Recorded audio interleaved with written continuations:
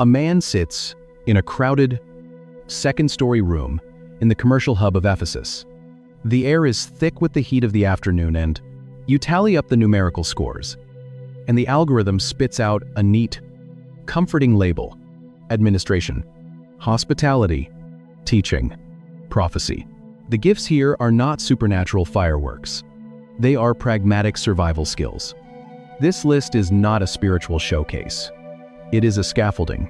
The gift of teaching builds the mind. The gift of giving sustains the body. The gift of leadership organizes the chaos. The gift of mercy binds the wounds. It is the exact architecture required to keep a marginalized, ethnically divided community from collapsing under the boot of Caesar. God does not copy and paste a master menu from city to city. He looks at the dirt on the ground. He measures the pressure in the room, and he hands them the exact tools needed to build on that specific soil. The Corinthians needed a tether. The Romans needed a foundation. But the third list lands in a city that requires something else entirely. We want a spirituality that is private. We want a faith that is solitary. We crave the quiet morning, a warm cup of coffee, and a pristine Bible, completely untouched by the messy, demanding, suffocating reality of other human beings. We are a culture that worships the individual contractor. We love the solo heroic journey, the self-made saint who needs nothing but their own internal willpower. But when you read Paul's letter to the Ephesians, the grammar itself refuses to let you be alone. The nouns change shape. We treat it like a divine personality test. We read these ancient texts like a spiritual enneagram. The entire structure of the gift shifts. He writes, "And he gave the apostles, the prophets, the evangelists, the shepherds, and teachers." Notice the fundamental difference. In Corinth, the gift is an action. In Rome, the gift is an attitude. But in Ephesus, the language makes a radical pivot. The gifts here are not supernatural abilities. They are human beings.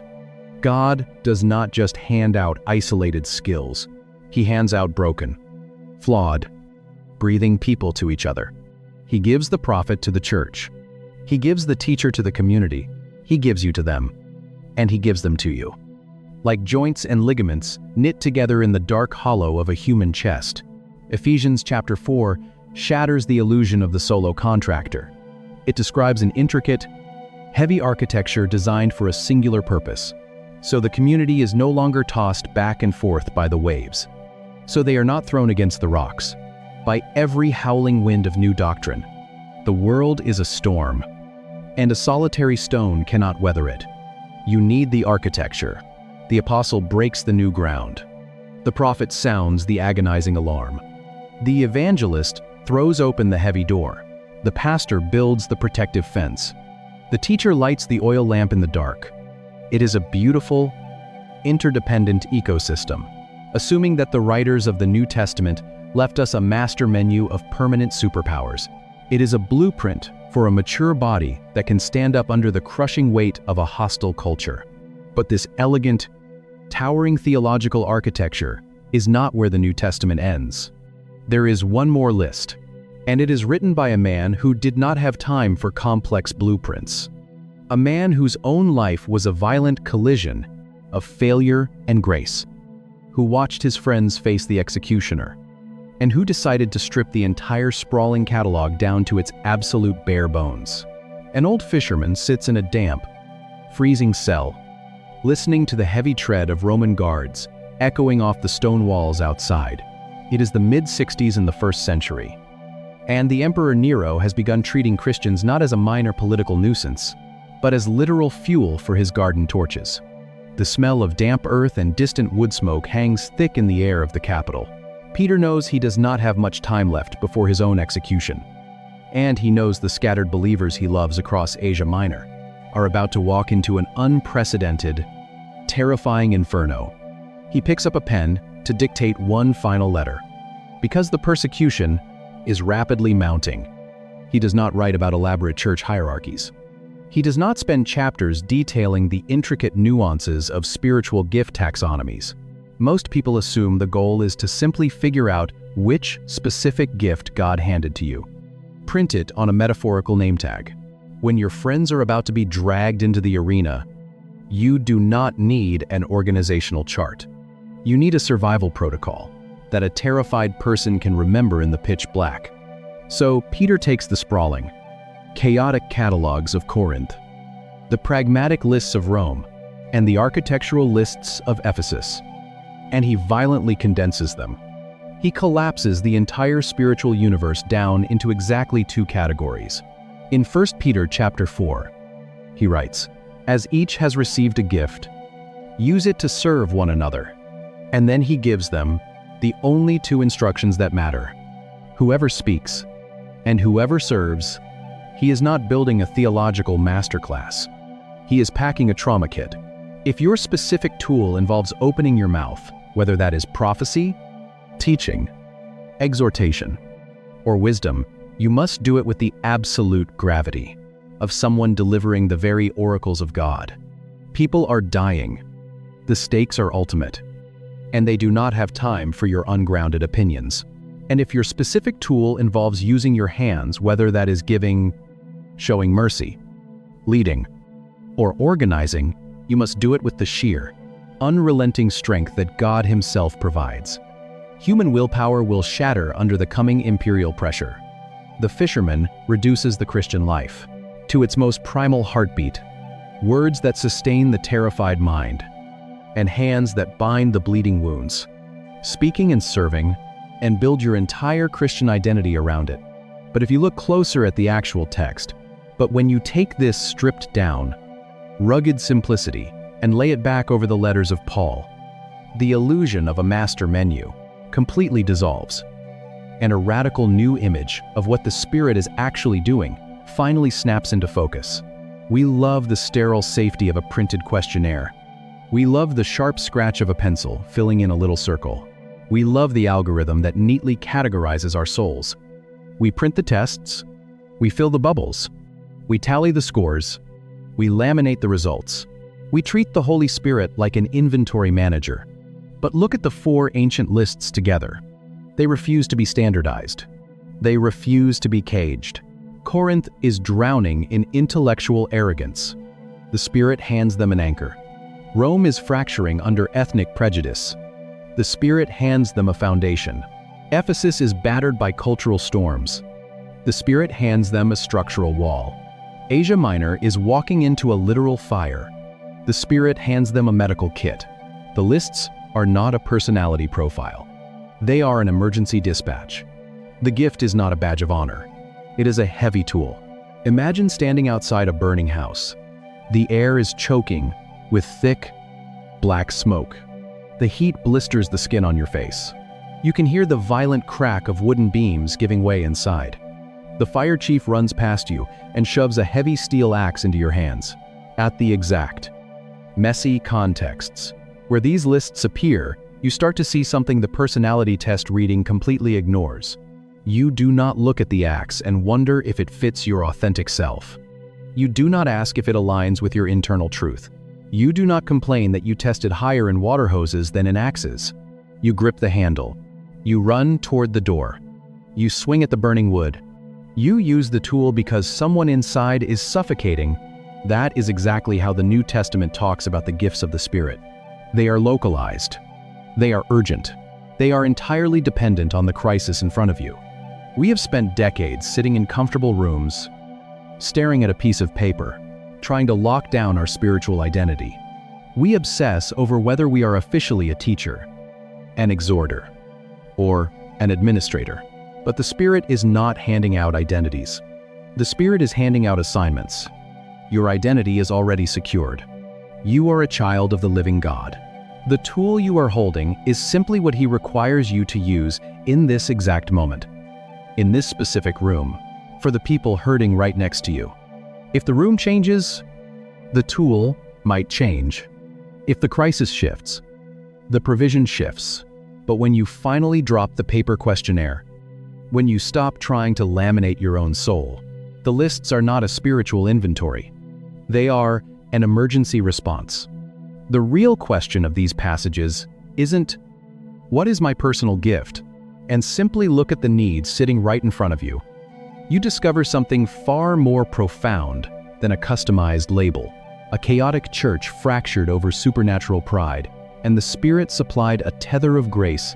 A marginalized community nearly shattered under ethnic tension, and the Spirit laid a foundation of practical mercy. A young congregation stood exposed to cultural storms, and the Spirit built an architecture of human lives. A terrified people faced the literal fires of Nero, and an old fisherman packed a 2-word survival kit. The arrogant claimed a spiritual trophy, and the apostle handed them the empty hands of grace. The modern believer sits staring at a paper test, and the text tears it up to reveal an emergency dispatch. The house catches on fire, and the fire chief hands you the exact axe you need to swing. Same Spirit, same fire. But here is the part I keep coming back to. It is the image of that cramped, humid tenement building in the shadow of the Palatine Hill. Jewish immigrants and Gentile laborers, terrified of each other, sitting at the same wooden table, trying to survive the crushing weight of the Roman Empire. It is this. What is the exact crisis your community is facing right now? We are a species obsessed with self-discovery. They did not need a mystic speaking in ecstatic syllables. They needed someone to just pass the bread. They needed someone with the gift of mercy to simply keep the family from turning on itself in the dark. If you are in a season where you feel spiritually useless, where you feel like you are standing empty-handed in a burning room, or where you have spent years stressing over your official label, stop looking in the mirror. Look at the dirt on the ground.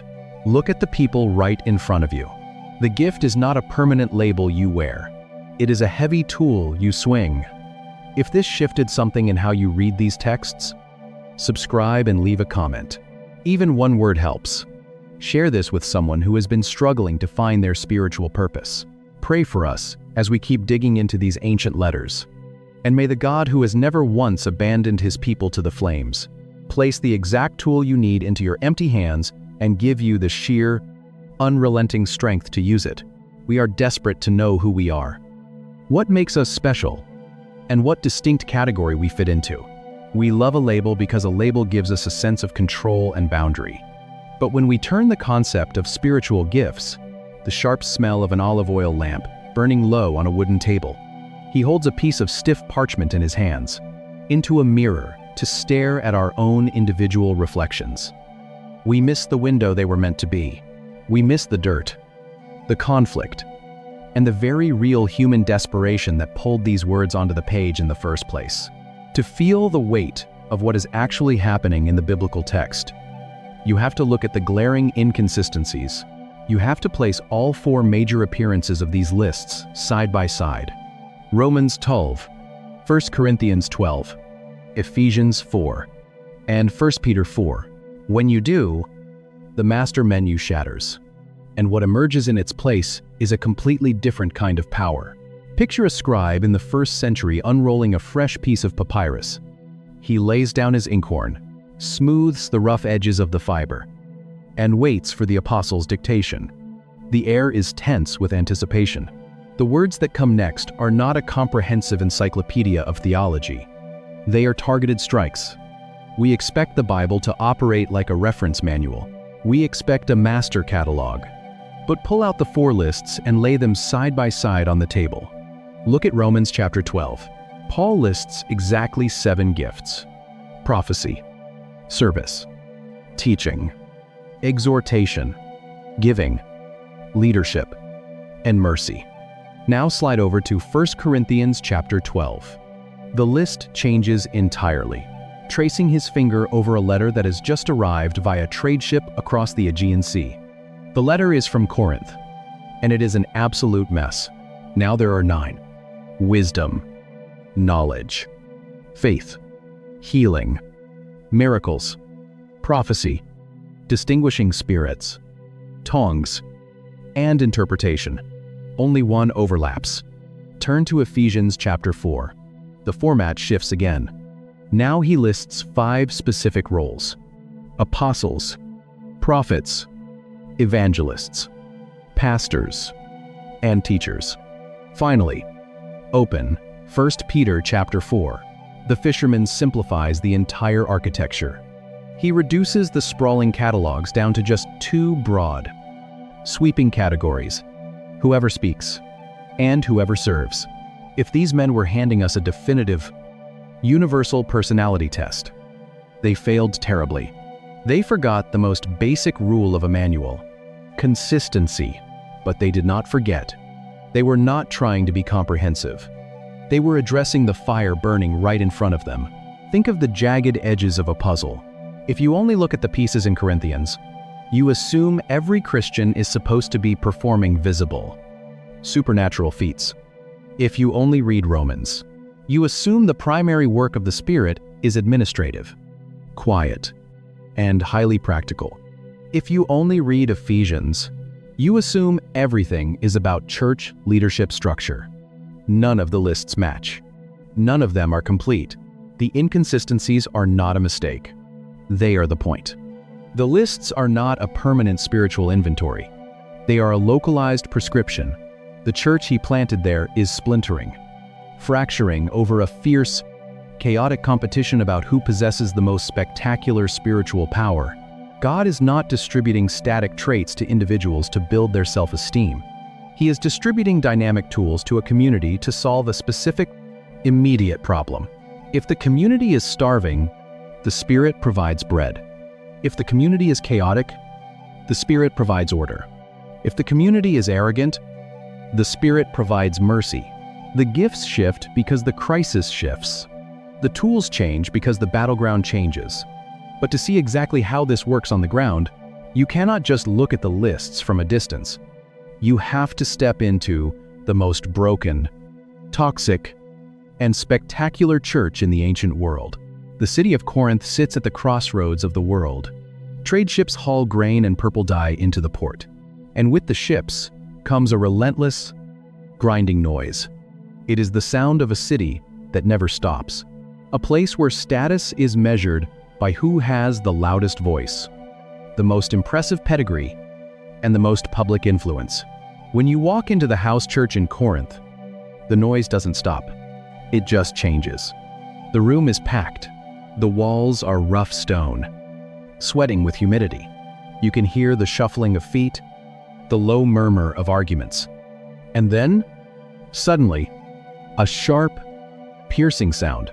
Someone stands up, their voice strained, erupting into a string of unintelligible syllables. It is chaotic, it is aggressive, and it is entirely performative. They are arguing over who can speak in tongues, fighting over whose prophecies are the most legitimate. They were not gathering to worship. They were gathering to compete. In the original Greek text, you can almost hear the tension rattling the sentences. Paul is writing to people who have turned the presence of God into a weapon of social status. They believe their spiritual gifts are medals of honor, trophies to be polished and displayed, so everyone else knows exactly how close they are to the divine. They are comparing. They are measuring. They are ranking. They believe a gift is a rank. It is not. It is a service. Paul looks at this fire, and he doesn't pour water on it. He pours reality into it. He doesn't tell them to stop using their gifts. He tells them they have completely misidentified what the gift is. He starts by grabbing the very words they are using to justify their ego, and he tears them apart. He doesn't start with theology. He starts with a definition. Because if you don't understand the vocabulary of the Spirit, you will turn every blessing into a barrier. And the specific words he chooses to dismantle their arrogance are not just interesting linguistic trivia. They are the keys that unlock the entire list. When you open an English Bible to 1 Corinthians chapter 12, verse 1, you see a familiar phrase printed in crisp, black ink on thin white pages, and ranking each other by the sheer volume of their supernatural displays. He picks up his reed pen. Paul writes, "Now concerning spiritual gifts, brothers, I do not want you to be uninformed." The text feels neat and orderly to our hands, but in the original Greek manuscript, you can almost hear the scratching of a reed pen tearing into their entire theological system. The word translated as spiritual gifts in verse 1 is the Greek pneumatikos. Open 1 Corinthians chapter 12, verse 1.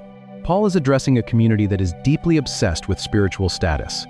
They want the supernatural displays. They want the visible, undeniable power. They think of themselves as highly evolved beings, elevated far above the ordinary, struggling believers. And he says, "Now, concerning spiritual gifts, brothers, I do not want you to be uninformed." But here is where the English translation hides the collision. The phrase translated spiritual gifts in verse 1 is actually just one Greek word. It is the word pneumatikos. It comes from pneuma, meaning breath or spirit. And it literally means things of the spirit or spiritualities. That is the exact word the arrogant Corinthians loved to use to describe themselves. They were the pneumatikos, the spiritual elites. But 3 verses later, in verse 4, when Paul actually starts listing what God gives, he abruptly changes the vocabulary. He presses it into the dark ink, and he begins to write a response. You have probably taken the test. He drops their favorite term and swaps it for something completely different. Now there are varieties of gifts, but the same Spirit. The word Jesus' apostle uses for gifts here is the Greek charisma. It comes from the root noun charis, which means grace or unmerited favor. It appears 17 times in Paul's letters. Most famously in Romans 6:23, when he writes that the free gift, the charisma of God, is eternal life. That root changes everything. When you call it a pneumatikos, it sounds like an achievement. It sounds like a spiritual trophy you earn by fasting long enough, praying hard enough, or being holy enough. But a charisma is simply a physical manifestation of grace. It is a handout. You do not achieve grace. You receive it with empty hands. The gift is not a reward for your personal holiness. It is a tool handed to you for someone else's survival. If watching the Bible transform from a static rulebook into a dynamic, living text is stirring up questions you've never considered, you're exactly who this channel is for. Drop a thought in the comments and hit subscribe. Because every week, we go deeper into the text than you knew was possible. So Paul strips away their spiritual pride. He forces them to look at their own hands and realize that everything they hold was freely given. And once he redefines the vocabulary, he starts listing the specific tools: wisdom, knowledge, healing, miracles, tongues, discerning of spirits. Why these specific 9? Most people who have spent any time in a modern church environment have. It is usually a printed-out questionnaire handed out in a Sunday school class. Because Corinth was a city obsessed with Greek philosophy, ancient medicine, and ecstatic pagan worship. The Corinthian church was surrounded by marble temples, filled with ecstatic, babbling, and intellectual arrogance. The list of gifts here perfectly matches the cultural toxins in the air of their specific city. The Spirit does not give them a generic personality test. The Spirit gives them the exact countermeasures needed to survive the chaos of Corinth. Corinth needed to learn that miraculous power without love is just noise. But a few years later, Paul writes to a completely different city. A city built on cold, hard infrastructure, and imperial authority. And the list he sends to them looks absolutely nothing like this one. Rome builds roads. Rome enforces order. Rome crushes dissent. Rome does not care about your philosophy. Rome cares about concrete. Rome cares about aqueducts that do not break, legions that do not retreat, and taxes that arrive exactly on time. When you walk the streets of the capital in the 1st century, you do not hear ecstatic babbling. You hear the sharp strike of iron on cobblestone. You smell the smoke of 1,000 hearth fires. You feel the crushing, undeniable weight of an empire that measures a human being strictly by their utility. In the shadow of the Palatine Hill, a tiny community gathers in a cramped, humid tenement building. The air smells like cheap wine and sweat, or maybe a multiple-choice survey on a website, designed to help you discover your designated spiritual gift. You answer the 50 questions. They are Jewish immigrants who have just been allowed back into the city after a brutal exile. They are Gentile laborers who grew up worshiping the emperor. They are sitting in the same room. They are eating at the same wooden table, and they are terrified of each other. They do not have marble temples. They do not have societal influence. They are just trying to survive the week without turning on their own brothers. Paul writes a letter to this specific room. He unrolls the parchment. He dictates the tools the Spirit has provided. Listen to the rhythm of Romans chapter 12. Prophecy, service, teaching, exhortation, giving, leadership, mercy. Look at what is completely missing. No healings, no miracles, no tongues, no interpretation. The spectacular is gone. The practical remains. In Corinth, the church was flying apart into ecstatic chaos. So the Spirit handed them weights to pull them back to reality. In Rome, the church is being crushed by poverty and ethnic division. So the Spirit hands them mortar to hold their bricks together. If a family is starving in a Roman slum, you do not need a mystic. You need someone with the gift of service. If an immigrant cannot pay the brutal imperial taxation, you do not need someone speaking in tongues. You need someone with the gift of giving. If the Jewish and Gentile believers are fracturing over ancient prejudices, you do not need a supernatural display of power. You need someone with the gift of mercy.